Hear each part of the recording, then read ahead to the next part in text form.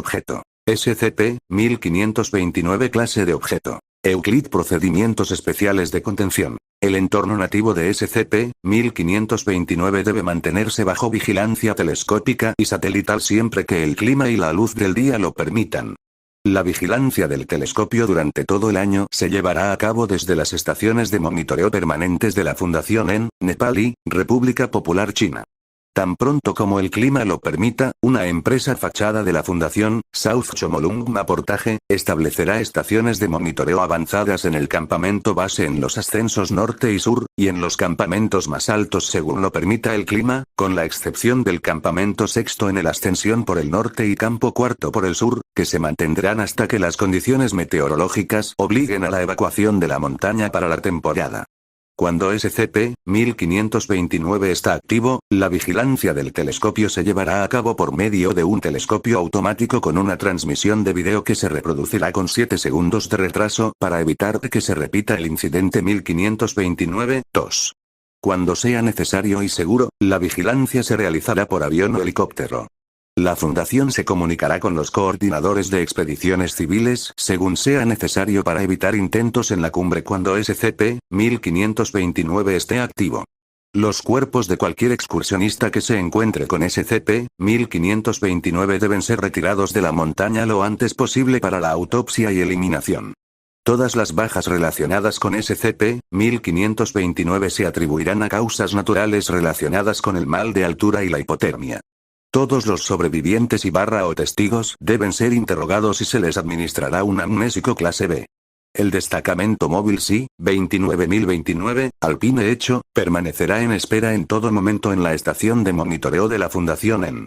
Durante los períodos de servicio, todos los miembros de la MTF deberán permanecer en todo momento en un ambiente presurizado aclimatado a 7.900 metros sobre el nivel del mar. En caso de que se repita el incidente 1529-1, Alpine Hecho se desplazará a la montaña en helicóptero e intentará el procedimiento Boucreef.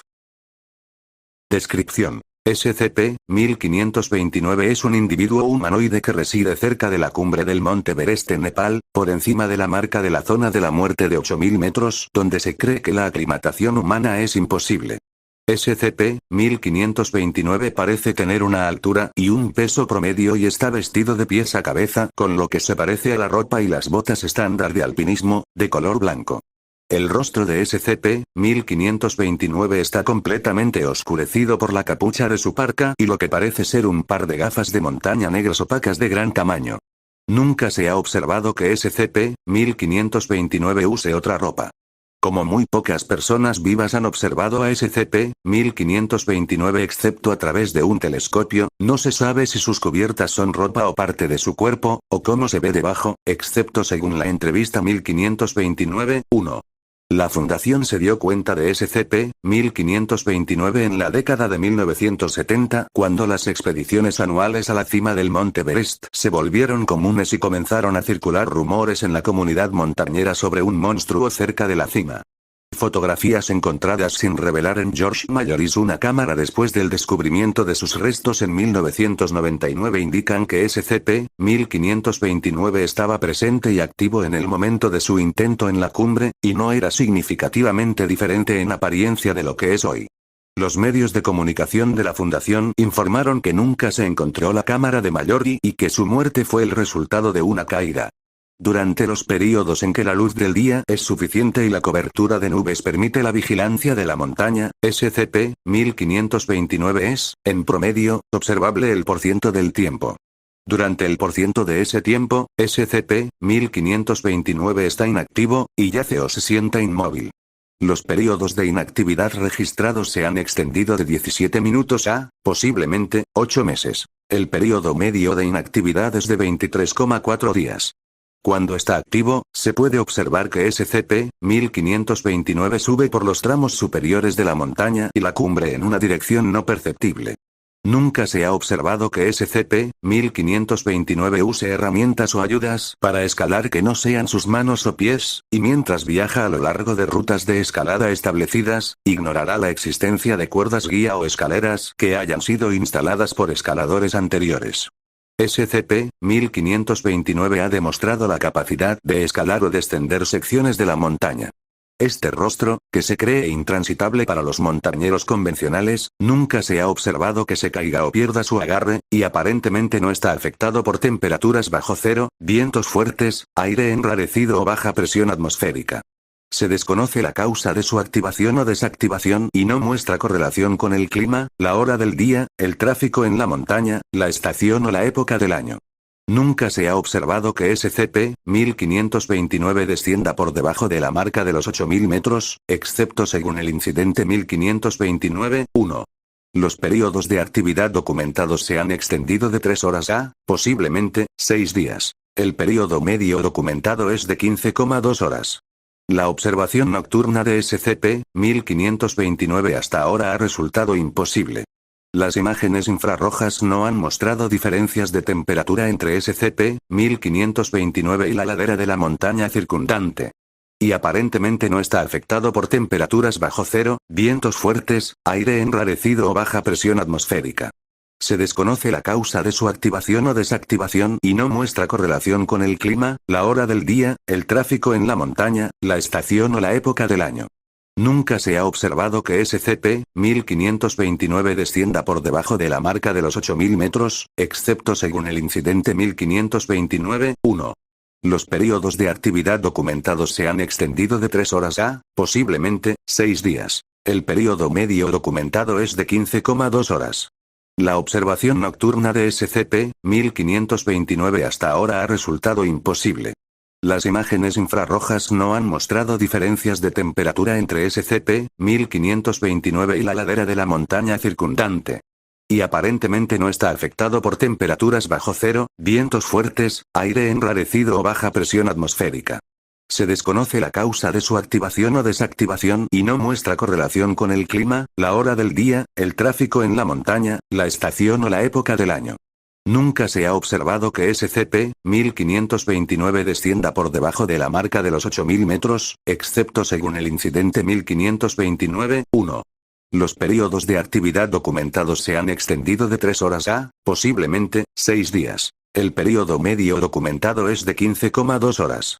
La observación nocturna de SCP-1529 hasta ahora ha resultado imposible. Las imágenes infrarrojas no han mostrado diferencias de temperatura entre SCP-1529 y la ladera de la montaña circundante. Hora del día, tráfico en la montaña, estación o época del año. Nunca se ha observado que SCP-1529 descienda por debajo de la marca de los 8000 metros, excepto según el incidente 1529-1. Los periodos de actividad documentados se han extendido de 3 horas a, posiblemente, 6 días. El periodo medio documentado es de 15,2 horas. La observación nocturna de SCP-1529 hasta ahora ha resultado imposible.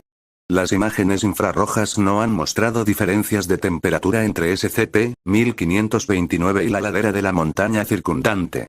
Hora del día, tráfico en la montaña, estación o época del año. Nunca se ha observado que SCP-1529 descienda por debajo de la marca de los 8000 metros, excepto según el incidente 1529-1. Los periodos de actividad documentados se han extendido de 3 horas a, posiblemente, 6 días. El periodo medio documentado es de 15,2 horas. La observación nocturna de SCP-1529 hasta ahora ha resultado imposible. Las imágenes infrarrojas no han mostrado diferencias de temperatura entre SCP-1529 y la ladera de la montaña circundante. Si los escaladores humanos ascienden más allá de la marca de los 8000 metros mientras SCP-1529 está activo, intentará abrirse camino hacia ellos e interponerse entre ellos y la cumbre o el campamento.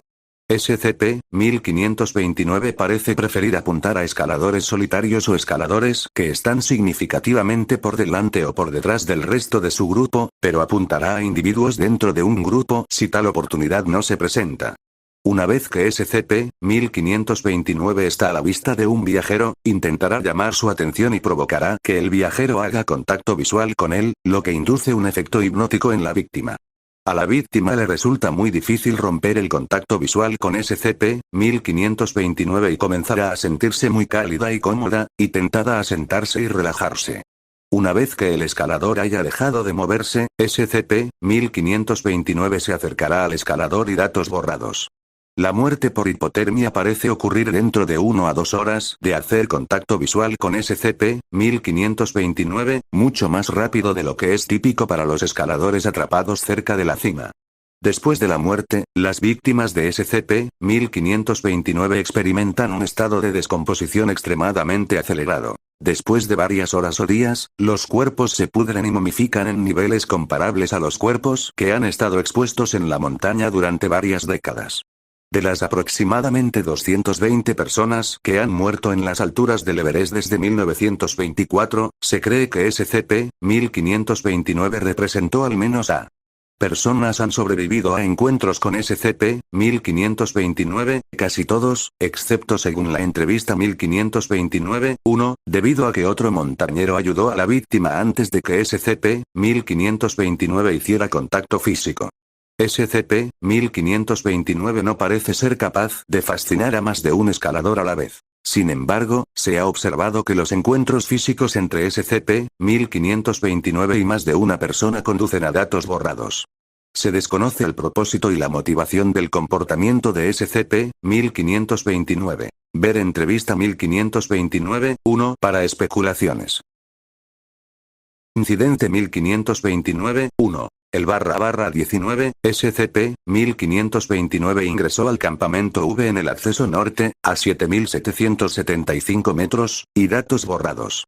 Se produjeron bajas, incluido el personal de la fundación que operaba el puesto de vigilancia del campamento V. Los activos de la fundación en los medios atribuyeron las muertes a una tormenta repentina y una mala planificación por parte del coordinador de la expedición, que se encontraba entre los fallecidos. SCP-1529 no había estado bajo observación en ese momento debido a que había entrado en fase activa en algún momento durante la noche y aún no había sido localizado en el telescopio. Hasta la fecha, esta es la primera y única instancia documentada de SCP-1529 viajando por debajo de la marca de los 8.000 metros o ingresando a cualquier campamento mientras estaba habitado. Incidente 1529-2. El /20, el agente en la instalación permanente en China, participó en la vigilancia telescópica de SCP-1529 mientras estaba activo cerca de la cima de la montaña. Informó que SCP-1529, mientras miraba en la dirección de la base, miró directamente en la dirección del telescopio.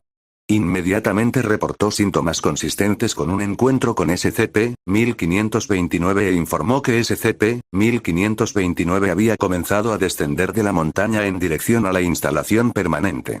No pudo alejarse del telescopio y tuvo que ser inmovilizado manualmente y sedado 17 minutos después del comienzo del encuentro, después de lo cual fue trasladado de urgencia a la enfermería de las instalaciones y se encontró que tenía una temperatura corporal central de 27 grados y signos de congelación en los dedos de manos y pies, a pesar de haber permanecido bajo techo a una temperatura ambiente de 24 grados durante el encuentro. El agente, que intentó reanudar la vigilancia después de la enfermedad encontró a SCP-1529 aún descendiendo de la montaña y encontró síntomas similares.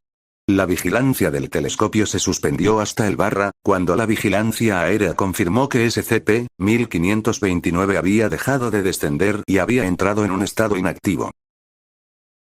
Registro de entrevista 1529-1. Entrevistado. L. En adelante L. Entrevistador. Agente prólogo. El /20, L supuestamente fue asesinado durante un encuentro con SCP-1529 cuando repentinamente se activó poco después de que L alcanzara la cima de la montaña. Sin embargo, L fue encontrado con vida cuando otro equipo llegó a su posición casi 2 días después y fue sacado de la montaña a salvo. Requirió amputaciones de la punta de los dedos de las manos y los pies debido a la congelación, pero por lo demás se está recuperando por completo. El siguiente es un extracto del informe de L antes de su alta del hospital. Comienza el registro. Cuéntame qué pasó cuando te encontraste con la criatura. L. No pueden haber pasado más de 10 minutos después de que dejé la cima, alrededor de las 13. Esa es la parte más difícil de la subida. Has llegado a la cima y estás emocionado y orgulloso de ti mismo, y luego te das cuenta de que acabas de hacer lo más difícil que has hecho en tu vida, y tienes que hacerlo todo de nuevo, ahora mismo. Al revés, o terminarás como Green Box 2. Los demás estaban 5 o 6 metros por delante de mí. Me había demorado un momento en ajustarme la capucha. Fue entonces cuando lo vi venir por la cresta. ¿Cuál fue tu reacción cuando lo viste por primera vez? L. Sorprendido, por decirlo menos. No nos habían dicho que había alguien más subiendo a la cima ese día. Pensé que debía haber venido del otro lado, o que sus compañeros lo habían dejado atrás. Grité y agité mis manos en el aire para tratar de llamar su atención. ¿Qué pasó cuando llamaste su atención? L. Me miró directamente, y ahí fue cuando comenzó. De repente me sentí feliz. Aliviado. Fue como si todo el dolor, la inflamación y el escalofrío desaparecieran de inmediato.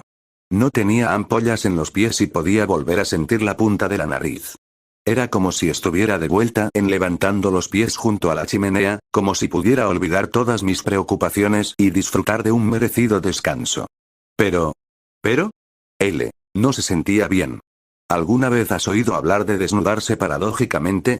Cuando tu cuerpo comienza a enfriarse, realmente a enfriarse, tus vasos sanguíneos se dilatan y comienzas a sentir que te estás calentando. Entonces comienzas a quitarte la ropa porque sientes que te estás quemando y necesitas refrescarte, y lo siguiente que nadie sabe es que estás desnudo y muerto de frío, acurrucado en un banco de nieve. Tuve un compañero que se fue por ese camino en el 98. Que yo sepa, todavía está acurrucado junto al escalón de Yari 3. Entonces creías que lo estabas imaginando. L. Correcto. Así que traté de encogerme de hombros, pero no podía apartar los ojos del hombre que había comenzado a trepar hacia mí. Y ahí fue cuando todo se fue a la mierda. ¿Cómo es eso? L. De inmediato todo ese calor y comodidad se fue. De repente sentí frío, más frío de lo que había estado antes. Más frío de lo que tenía derecho a ser. No podía sentir mis dedos o mi cara. Mis labios se sentían agrietados y congelados. Intenté respirar y era como si mis pulmones estuvieran llenos de agua. Mis piernas se acalambraron y lo siguiente que supe fue que estaba abajo. Mis compañeros ya estaban a casi 30 metros de distancia. Traté de gritarles pero todo lo que salió fue un susurro. Miré hacia arriba y ese hombre, esa cosa, todavía venía. ¿Cuánto tardó en llegarte? L. ¿1 hora? No estoy seguro. No podía ver mi reloj y no creo que pudiera haberle dado sentido de todos modos. Me las arreglé para poner mis brazos en el suelo, pero no pude ponerme de pie. Estaba llegando al punto de que incluso si pudiera enderezarme, no sería capaz de regresar al campamento antes del anochecer.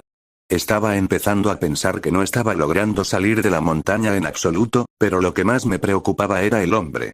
Cuanto más se acercaba a mí, comencé a sentir algo en la parte posterior de mi cabeza, algo primitivo, amenazante y, sobre todo, odioso. ¿Qué pasó cuando te alcanzó? L. Me agarró por los hombros y me levantó para enfrentarlo. Estaba mirando directamente a esas gafas, esos ojos. ¿Eran gafas u ojos? L. Tampoco. Ambas cosas. No sé. Pero era como si pudiera ver cosas en ellos. No verlos, tanto, más como sentirlos. Imágenes y sentimientos en el fondo de mi mente. Rabia, alegría y griega. Confusión. ¿Confusión? L. No creo que estuviera acostumbrado a que la gente se resistiera. Me hizo una pregunta. ¿Habló? L. No palabras, tanto. Podía escucharlo, pero no con mis oídos. Vi imágenes de personas sentadas en jacuzzis, recostadas junto a un fuego crepitante, tomando el sol en la playa. Gente cálida y feliz. Pero conocía sus caras. Eran rostros que había visto en libros y en fotografías, y personas que había visto en el camino hacia la montaña que no había visto en el camino hacia abajo. Vi botas verdes. Gente todavía tendida boca abajo en algún lugar de la zona de muerte. Y escuché su pregunta. ¿Cuál fue? L. ¿Rechazarías mi regalo? L. Se preocupó mucho en este punto de la entrevista y permaneció en silencio durante algún tiempo. Adelante. L. Apenas podía entender nada de lo que estaba pasando, pero sabía que esto frente a mí era una amenaza mayor que cualquier tormenta o cualquier ventisca de nieve. Mover mis labios fue más difícil que cualquier cosa que haya hecho, pero lo hice, y le dije sí. ¿Cómo respondió? L. Vi más imágenes. Imágenes de esas mismas personas, tiradas en la nieve, ya medio muertas. Me di cuenta de que los estaba mirando desde su perspectiva. Fueron datos borrados ellos. Podría haber estado enfermo. No me dijo nada con palabras, pero estaba enojado conmigo. Se ofendió, se indignó, se escandalizó. Estaba tratando de decirme que había sido desagradecido, y en lugar de relajarme pacíficamente mientras datos borrados, tendría que sentir cada minuto. Le pregunté, ¿por qué haces esto? ¿Qué dijo entonces? L. Se burló de mí. L. Vuelve a guardar silencio. Solo algunas preguntas más, por favor. ¿Cómo se burló de ti? L. Me mostró otra de sus víctimas. Probablemente el primero. Mallory. 1924. Habría conocido ese rostro como el de mi propia madre, pero nunca antes lo había visto con ese tipo de detalle, o en esa condición. Estaba boca abajo. Débil. Congelado. Muriendo. Estaba saludando y gritando a la cosa mientras la veía acercarse desde su propia perspectiva.